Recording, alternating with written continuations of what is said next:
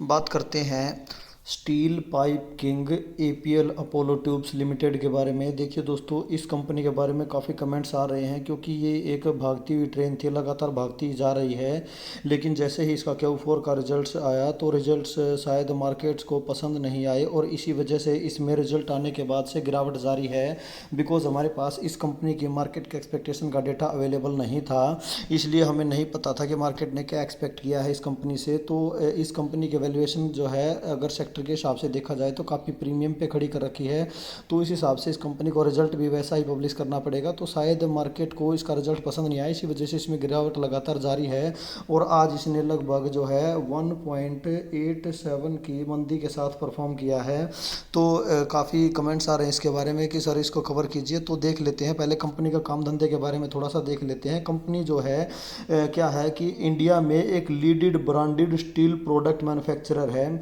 यानी कंपनी क्या काम करती है, कंपनी जो है स्टील के पाइप बनाकर बेचती है। जो स्टील के पाइप होते हैं जैसे MS ब्लैक पाइप है, गैल्वेनाइज्ड ट्यूब्स है, प्री गैल्वेनाइज्ड ट्यूब है, and structure ERW steel tube है, और होलो सेक्शन है। जो कहाँ यूज़ किए जाते हैं, अर्बन इंफ्रास्ट्रक्चर में यूज़ किए जाते हैं, हाउसिंग में यूज़ किए जाते हैं, इरिगेशन में यूज़ किए जाते हैं, सोलर प्लांट्स में भी यूज़ किए जाते हैं, ग्रीन हाउस एंड इंजीनियरिंग में भी यूज़ किए जाते हैं।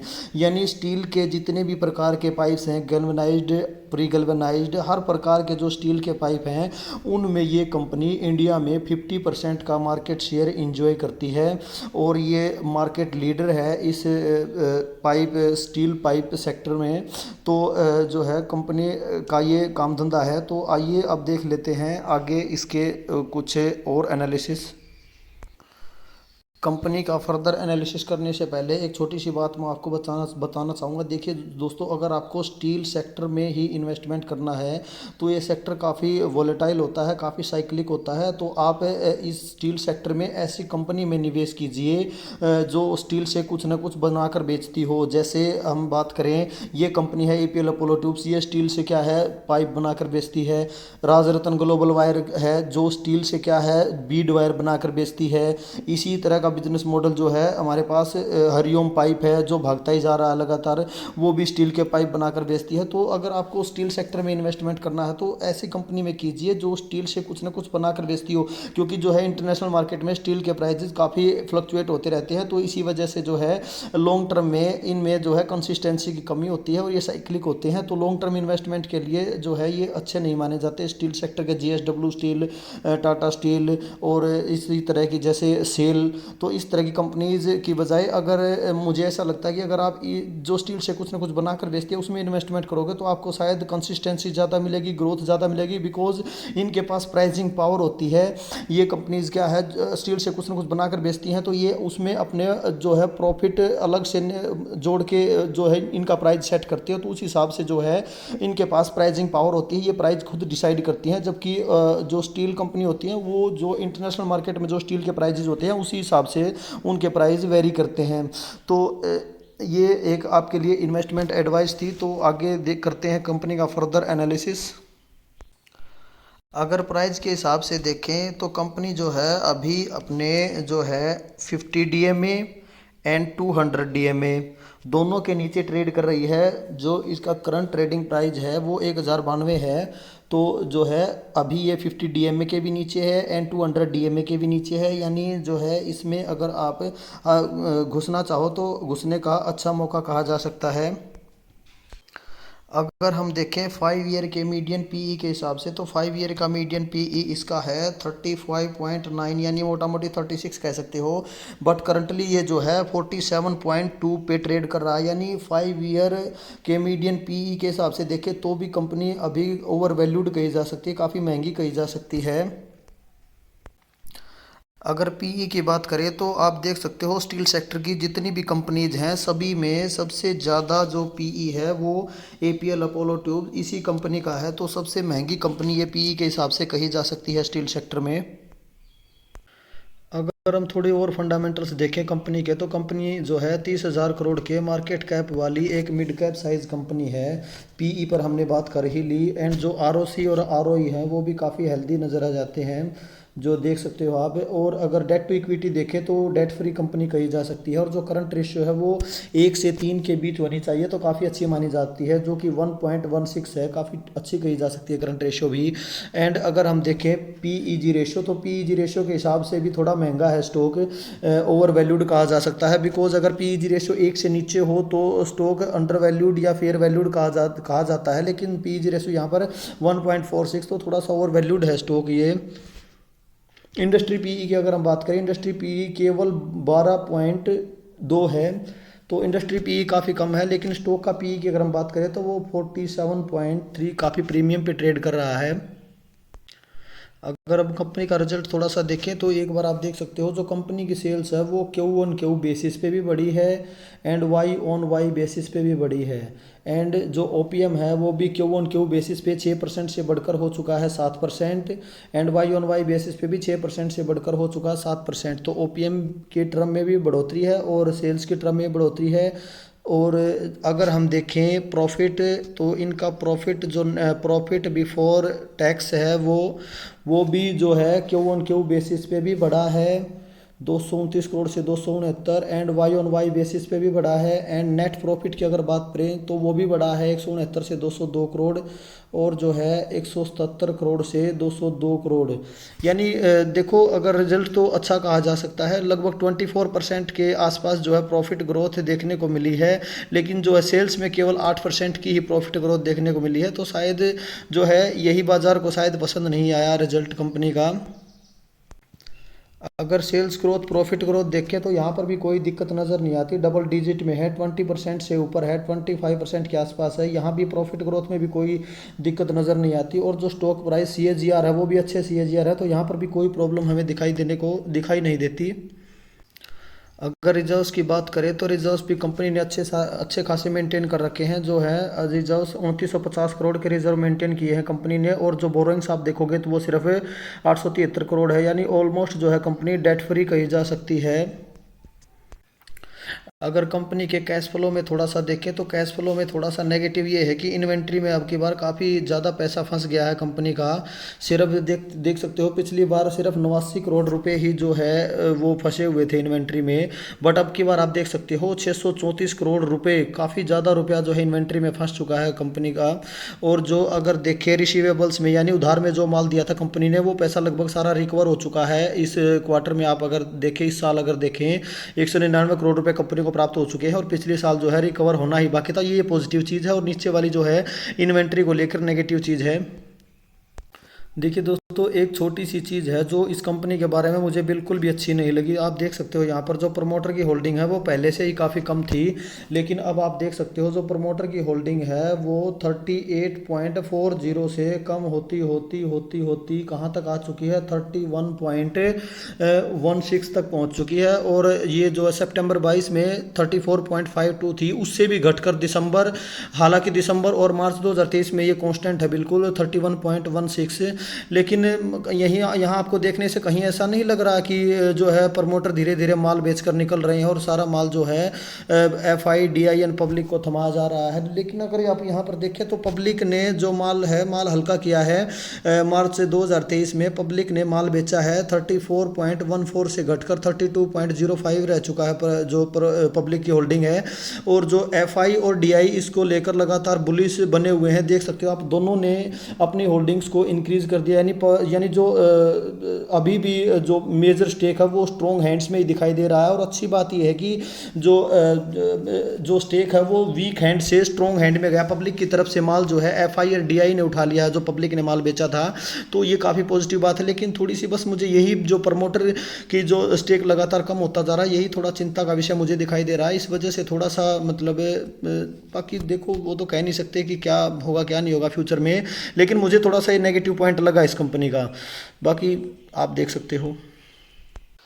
देखिए दोस्तों, अब मैं इस कंपनी को कंपेयर करता हूँ जो PVC पाइप कंपनी एस्ट्रल से, जो कि पीवीसी पाइप में मार्केट लीडर है एस्ट्रल लिमिटेड, एंड ये कंपनी जो है ये स्टील पाइप में मार्केट लीडर है। तो दोनों कंपनी अपने अपने सेक्टर में मार्केट लीडर्स हैं।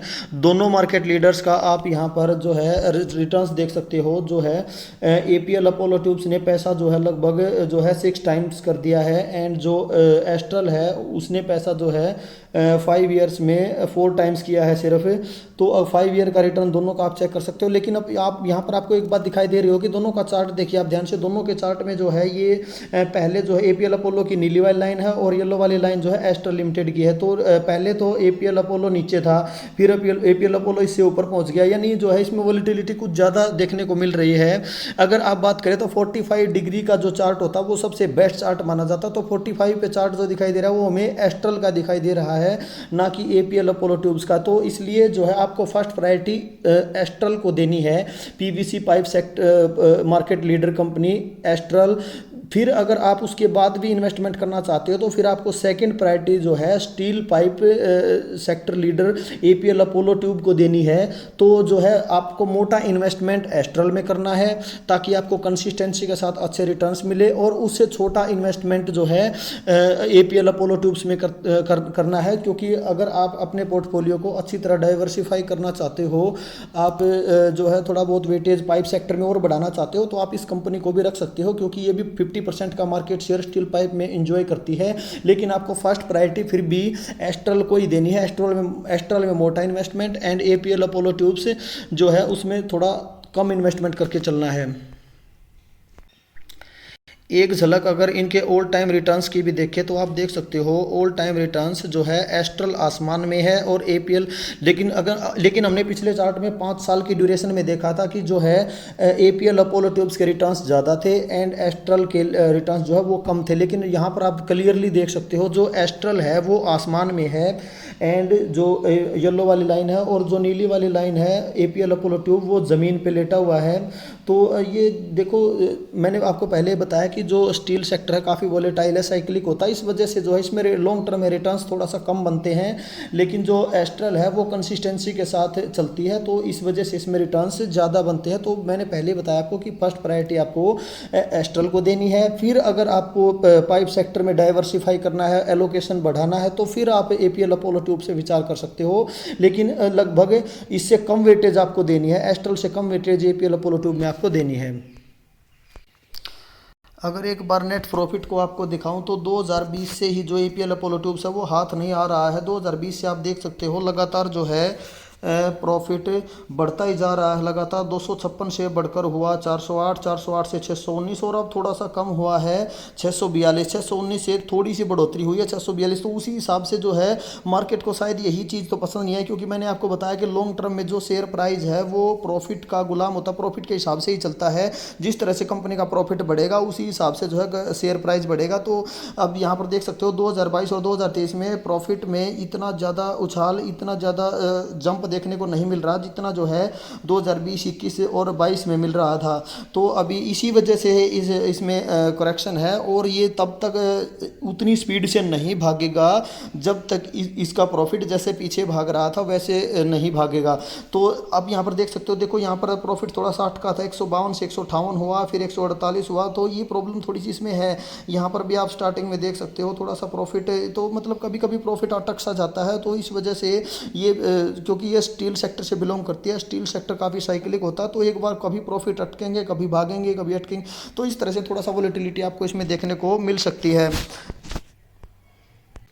देखिए दोस्तों, करंटली अभी ये जो है 1092 पे ट्रेड कर रहा है, तो अपने ऑल टाइम हाई 1337 से लगभग 18% के डिस्काउंट पर आपको मिल रहा है। तो मेरे हिसाब से जो है ये फर्स्ट इंस्टॉलमेंट लगाने का अच्छा टाइम कहा जा सकता है। देखिए दोस्तों, आप किसी भी स्टॉक को एक बार में लमसम करके या जो है बक बाइंग करके मत खरीदिए, उसको जो है स्टैगर्ड मैनर में खरीदिए, थोड़ी थोड़ी क्वान्टिटीज़ खरीदिए। देखिए अगर आपको लग रहा है कि और ज़्यादा गिरेगा तो आप जो है इस लेवल पर 18% डाउन है अभी, इसमें एक छोटा इंस्टॉलमेंट बिल्कुल थोड़ी सी क्वांटिटी आप ले सकते हो। एंड अगर ये आगे गिरता है जैसे मैंने कुछ जो है स्पोर्ट मार्क कर रखे हैं। आगे का स्पोर्ट इसका जैसे पहला 1065 है माइनर स्पोर्ट, उसके बाद 1020 है, 950 है। तो अगर आपको लगता है कि और गिरेगा तो जो है 1020 पे आप थोड़ा सा और ज़्यादा क्वांटिटी ले सकते हो, और एंड उससे आगे फर्दर 950 पे थोड़ी सी और ज़्यादा क्वांटिटी है। तो क्वांटिटी जैसे जैसे गिरता जाए आप क्वांटिटी बढ़ा सकते हो, लेकिन मार्केट को टाइम करने की कोशिश कभी नहीं करनी चाहिए कि मैं तो इस लेवल पे जब तक नहीं आएगा मैं तो खरीदूंगा ही नहीं,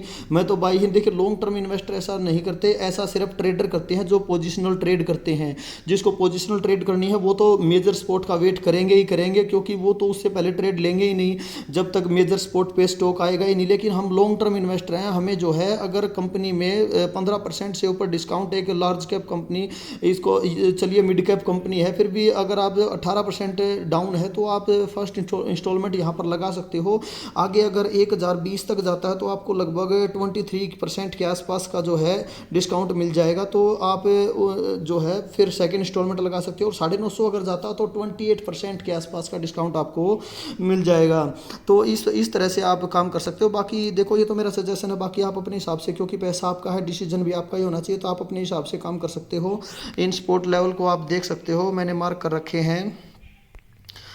तो ये जो स्पोर्ट लेवल है 820 तक का जो मेजर स्पोर्ट है, इसका जो नीचे 820 का, वो भी मैंने मार्क कर रखा है। तो वहाँ तक अगर जो पहुँचता है तो देखिए कोई किसी को नहीं पता फ्यूचर का कि कहाँ तक गिरेगा, तो कोई नहीं जानता कब कब, कुछ नहीं पता कहाँ से कब घूम जाए, क्योंकि जो इसका रिजल्ट है वो इतना घटिया भी नहीं है कि जो है बिल्कुल ही क्रैश हो जाए। कि थोड़ी मंदी दिखाकर फिर हो सकता है कि फिर से भाग जाए। हो सकता है कि आपने पहली इंस्टॉलमेंट लगाई और तब भाग जाए, सेकंड इंस्टॉलमेंट से भाग जाए, तो कहीं से भी वापस भाग सकता है। तो थोड़ी मात्रा में यहाँ पे देखो, अगर आपको स्टॉक अच्छा लगता है, कंपनी अच्छी है, आपको बिजनेस अच्छा लगता है, कंपनी में ग्रोथ अच्छी है, तो आपको फर्स्ट इंस्टॉलमेंट के बारे में तो वैसे भी ज़्यादा नहीं सोचना चाहिए। थोड़ी सी क्वांटिटी, चाहे 1 या 2 क्वांटिटी लो, उसको लेकर अपने पोर्टफोलियो में ऐड कर लेना चाहिए, क्योंकि वॉच लिस्ट में जो है हम इतने अच्छे से स्टॉक को ट्रैक नहीं कर पाते जितना हम जो है उसको अपने पोर्टफोलियो में ट्रैक कर पाएंगे।